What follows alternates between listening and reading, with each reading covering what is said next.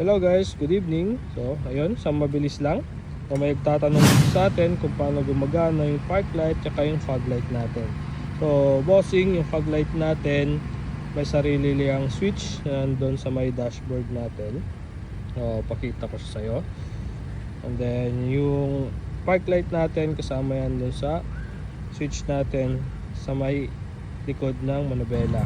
Ayan, so ito yung main switch ng park light at saka fog light natin. Then ito naman yung switch ng fog light natin. So pag in-off ko yan, yan, patay lang yung fog light. And then pag in-on natin, yan. So naka dual color kasi tayo sa fog light, kaya every time na bubuksan natin yan, nagpapalit yan ng color na i-display. So, ang ginagawa ko para every time na bubuksan ko yung park light natin, same pa rin yung ilaw sa fog light, is naka-steady switch lang yan. So pag in-off ko yan, then pag in-on natin, same pa rin yung lalabas na ilaw. So, ayan, so may sariling fuse itong fog light switch natin. So nandyan din yan sa ilalim.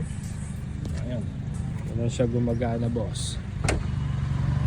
So yan boss, sana nakatulong ako sa'yo. So dalhin mo na lang yung auto mo sa trusted electrician mo. Then yan, pa-wiring mo siya ng ganun. So sana nakatulong ako sa tanong mo. Sa muli, bye bye!